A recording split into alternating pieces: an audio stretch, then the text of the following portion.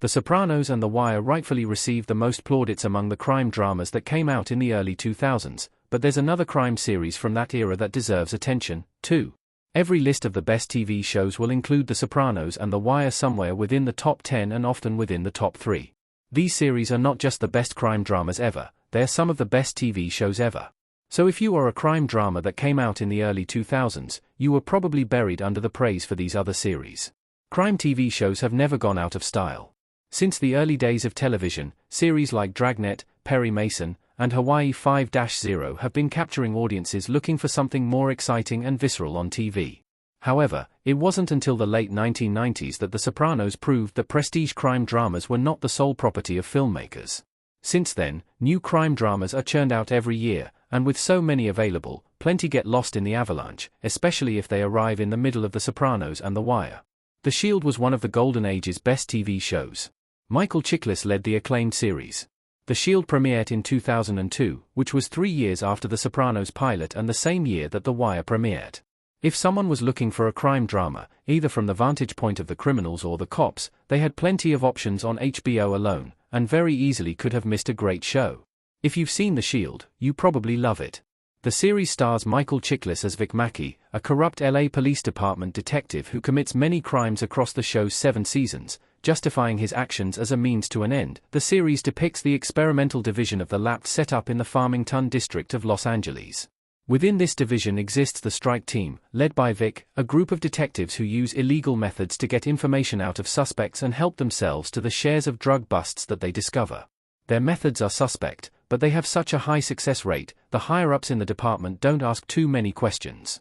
It's a thrilling series with a dark question at its heart about the thin line between the law and criminals. The series earned 5 Golden Globe nominations and won 2 of them, and also earned 6 Emmy nominations and won 1. The Shield currently has a 90% on Rotten Tomatoes and remains an excellent and rewarding series even over 2 decades after its premiere. For those who focus their attention on The Sopranos and The Wire and then jump to something like Breaking Bad when those shows ended, they may have missed The Shield. Despite not leaving the same cultural footprint, it's absolutely a series that should be ranked among the great crime dramas like those. Television wouldn't be the same without The Shield. The Shield brought a true antihero to network TV. Vic, Michael Chiklis, looking surprised in The Shield. The age of anti-heroes can't be solely attributed to The Sopranos, but there's no denying that the series helped popularize and mythologize what a real anti-hero could be. Tony Soprano, James Gandolfini, is the protagonist of The Sopranos, and it's his story that we care about. However, there are almost no redeeming qualities about Tony, and when it comes down to it, he's completely evil. The same can be said for someone like Walter White, Bryan Cranston, though he at least asks for some forgiveness at the end of his life. When you think of TV anti-heroes, those 2 characters are probably where your mind goes first, but Vic Mackey deserves to be ranked among those characters in terms of how important his brand of anti-hero was to television. Before Vic, there was really only Tony Soprano, and Tony only existed on HBO. Vic was the anti-hero for network television. A character like Vic and a show like The Shield proved that even casual TV viewers were interested in watching morally grey characters in shows without a clear hero. Vic is not a nice character, and even his explanation that the crimes he commits are offset by the crimes he helps stop is only half-heartedly argued as the show goes on. Every time you want Vic to do the right thing, he ends up doing the wrong thing. That's a character type that we've seen countless times since. The Shield was also an early hit for FX and led the way for other popular series.